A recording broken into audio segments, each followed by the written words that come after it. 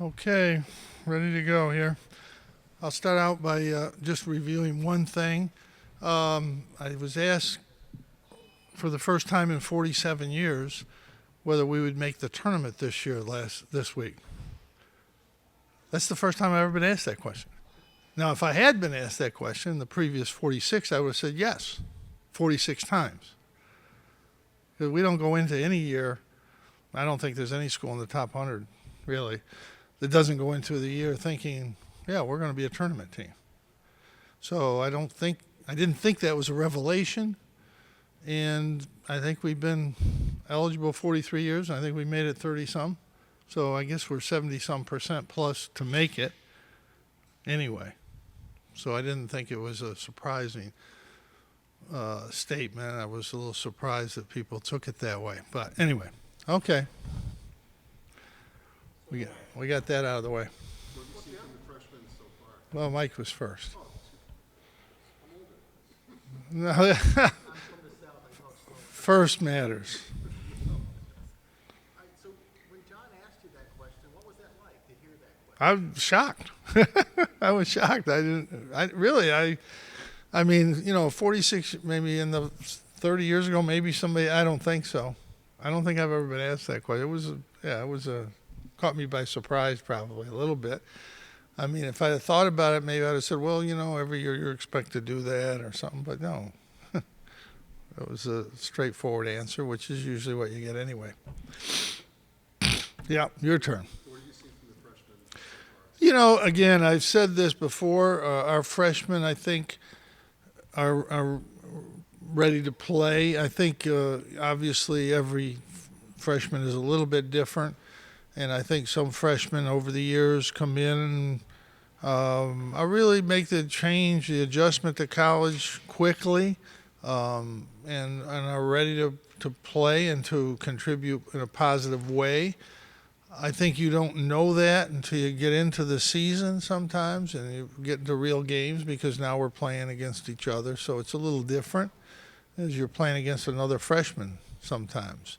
So there's no real accurate way to predict that right now, but by looking at it and seeing what I've seen in practice, I would say all of our freshmen are ready to play, are able to play right away, and we will use more players.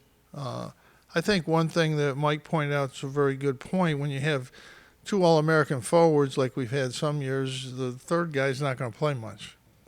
I'll never forget that we had a great player here, Billy Owens, and the first six games, I think we won by an average of 40, and Billy was playing about 34 minutes, 32 maybe. And his father came and says, Billy is unhappy. What do you mean? Well, he came here to play. He wants to play. I said, well, we're getting ready for the league. He'll play now. Coach, you said Judah is one of the best incoming point guards you've had. What makes the prototypical Syracuse guard? Well, first of all, I don't say that in the term of a Syracuse guard. He's just as a guard. He's as a point guard. He understands the position. He really does know how to play the position. He's athletically very gifted, which sometimes in point guards, you don't necessarily get that kind of athleticism. You can, but you don't always. That's more associated with a 2 or 3 man sometimes. But he's very athletic, but he's understands the game. He's big. He's taller than some of the really good point guards we've had. His shooting has really improved. He has the game to make it, to be that kind of player. And he's been very good in practice. Obviously, games, you see some things differently. But like I said, I think all of our freshmen will make the adjustment to playing games. And again, we've had many freshmen that have played a lot over the years I've been here. Coach, how will Joe's leadership help him move to the shooting guard role? Well, I think the thing with Joe is he was really one of the better point guards the last couple of years in the ACC. I don't think he's been given the credit he's due. His shooting percentages are higher than most. His assists were as good or better than most. His turnovers were as good or better than most of the point guards in the league. He did his job. He got guys the ball that are really high-level shooters, and he wasn't in a position where he had to score. When Buddy didn't play in the Duke game, I think Joe had 20 the first half against Duke. They're pretty good defensively. So he's really a natural scorer, and he did a great job at the point, a really great job there. But I think he's better. I think it's better for him and our team overall that he's at the 2. We have a lot of other guys that can play over the 2, but we do have better depth at the point guard with Judah, Sy. Quadir Copeland can play at the point as well as the 2 or the 3. So we have guys that can play multiple positions. Justin Taylor can play the 2 or the 3. So again, we have guys that can move around, and that's good. But I think Joe is he's a scorer. I think that's what he is. That's what he was. He's done a great job at the point for us for 3 years, and when he did move to the 2, he was very comfortable there too. Jim, when you have such a young group, how do you rely on those guys like a Joe, like a Symir, like a Jesse Edwards early on to help kind of mold these guys? Well, everybody's young in college basketball. This is not a thing you can really even say anymore because everybody has young players. I mean, there's going to be some teams. Virginia's brought back everybody. North Carolina brought back everybody. So there's going to be some of those teams. But there's a lot of young guys that are going to be playing in college. We do have 5 guys that played here. Obviously, Joe, Jesse both started played a lot for the last 3 years. Benny got a really good taste of what it takes to play. Sy had a great tournament last year, showed what he can do. And, John Bowles been here with us 3 years. He knows what we want to do. So we have veterans. And I think they'll help the freshmen get going. You have to have that versatility that you talked about. Just how dangerous can that make this team? I like this team in the sense that we may not shoot it as well as we did last year. Not many teams did, but we've got guys that can get to the basket better, and I think maybe get to the foul line better. So I think our offense will be different, but I think it can still be very high level. Talking about playing man-to-man this year, do you have any sense of how much zone or how much man? We'll play both defenses. We've done that in my first 30 years. We did that, so it's not like this is new for me. We've done that, and in some of those years we played 50-50. Some of them we played 75-25. Man-to-man, 75-25 zone, and you don't know until you play. If you knew right now what you were doing then, you'd be a lot better than I am. Jim, can you speak to, I know you mentioned Jesse Edwards, just his leadership and his... Jesse has come a tremendous long way. He didn't play much in high school. In the Netherlands, as Jesse said yesterday, they play field hockey and soccer there. That's what they do there, and at a high level. But he's, from the day he came in, you could see the potential was there. He's gotten better every year. He's better this year than he was last year, and he had a really solid year last year. He's stronger. He sees the game better, understands the game better, and has just improved.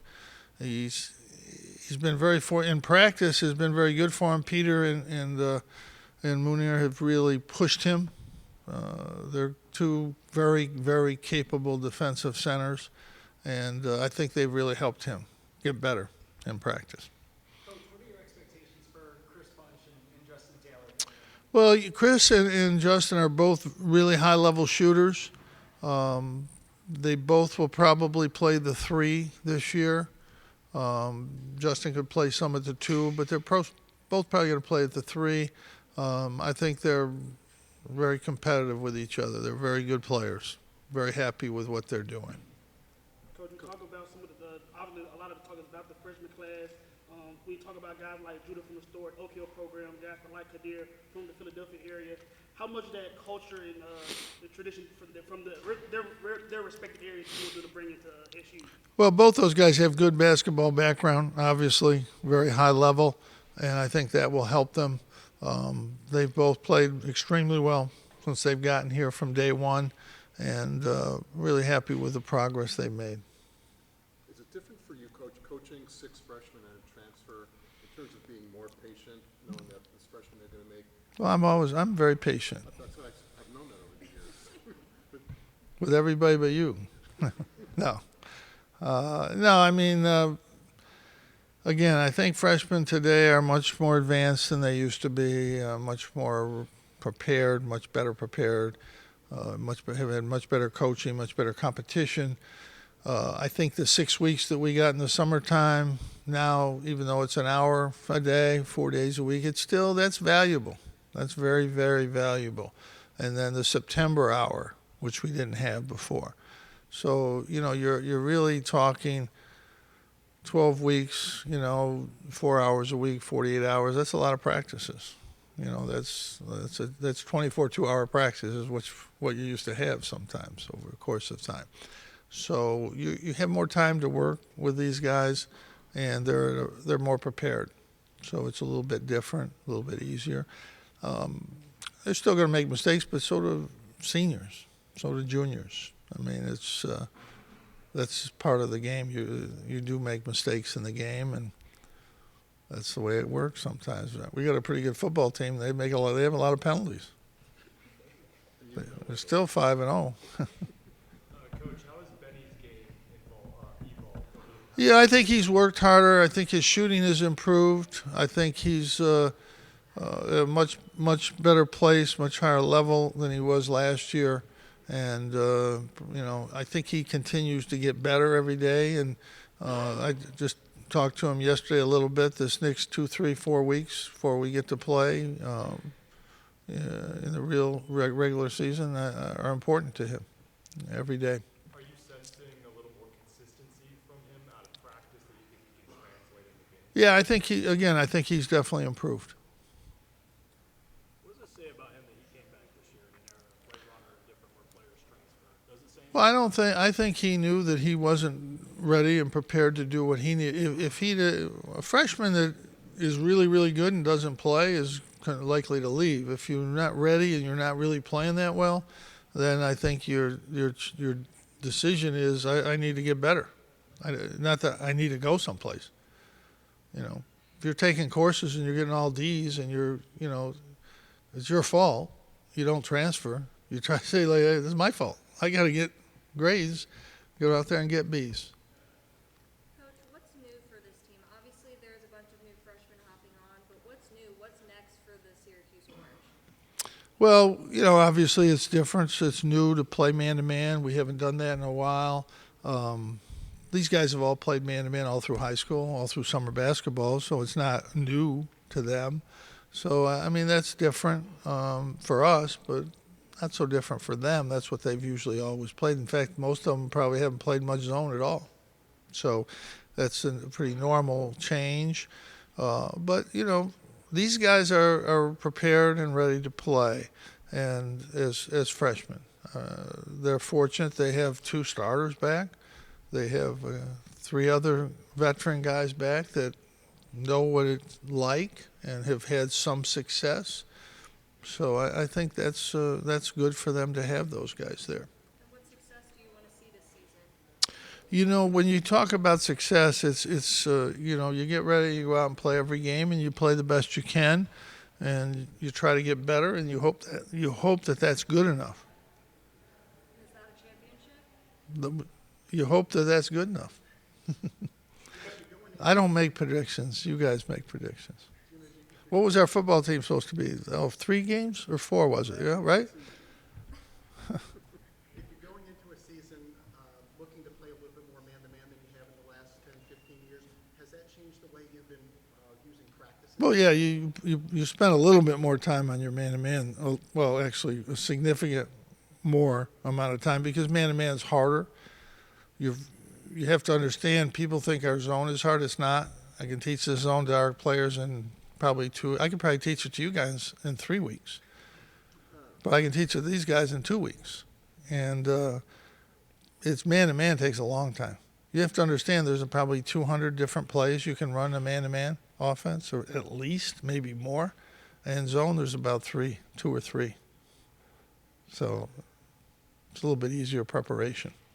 Coach, with how good football is this season, how much does it mean to the community to have a basketball team that's expected to make a lot of noise coming into the dome and starting out the season, along with football? Well, I'm always happy when football plays well. I don't have to talk to you people for 5 or 6 weeks. It's great. But I'm a big football fan. I've been to every football game since 1962. So I may miss 1 or 2 in there someplace, but every home game. I love football. I love watching it. I love everything. Lacrosse is my favorite sport, but that's another story. But no, it's fun watching this team. They got a chance. They got a lot of positives, and it's great. It's great for the community. It's great for everybody. Who do you expect to make the biggest defensive impact? Well, I think as a team, defensively, any defense you play, it's a team. It's really not about one guy, because with so much screening and so much, you can have a great defensive player. He's getting screened all the time. If he doesn't have help, his man's scoring. Defense isn't like what it used to be. Like, you guard this guy, he goes one-on-one. Can you stop him? It's not really like that anymore. It's screening and all this stuff. And you have to have team defense. Your team defense has to be good to be effective. And, that's what we're working on, trying to get there, really. Are you sensing a clear improvement in Jesse's game, knowing that he played for the national team, he played with guys like him? Well, I think he's improved. I don't know if that had a lot to do with it. It certainly didn't hurt him. It's to see the different quality of players that you play with at that age. You're playing against 30-year-old men. I think all that's good. Any basketball experience you have is a good one, I think.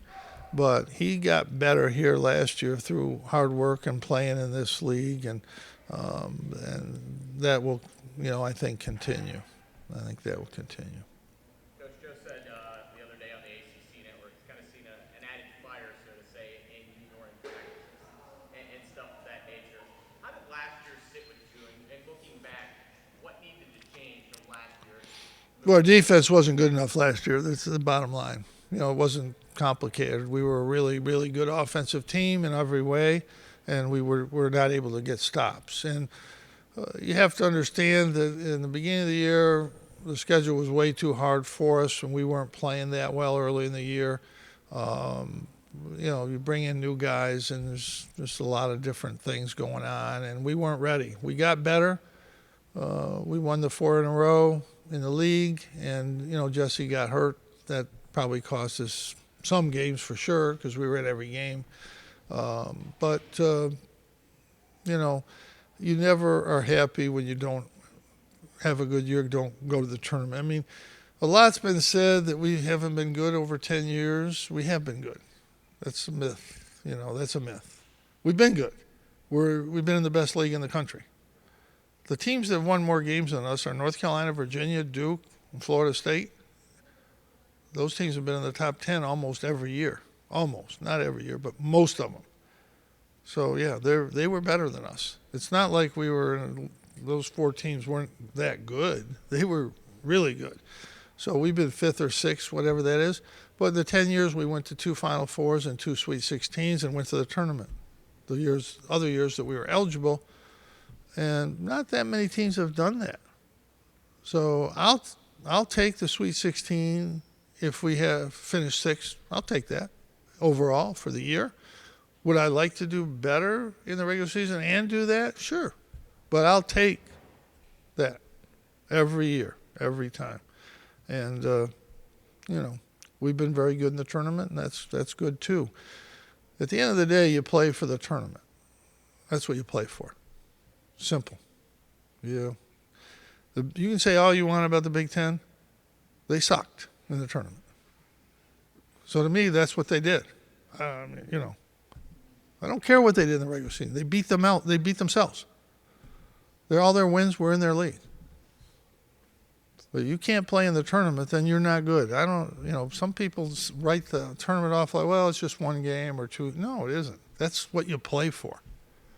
That's what you play for, to get in the tournament and to win in the tournament. And if you don't do that, then you're not good, and your league's not good. That's the way I look at it. Somebody can argue that they want to, fine. I'm good with that. The problem with the system is really very simple. If you play poorly in the non-conference schedule like we did last year as a league, you're never going to get back. You're never going to get back because you're playing teams that aren't rated in your league, and you're not going to get there. That doesn't mean by the end of the year, if you really look, who's better? And it's obvious if you look at who was better. We had two teams in the Final Four, Miami. Notre Dame played well in the tournament. We won the most games of any league, right? 14-5.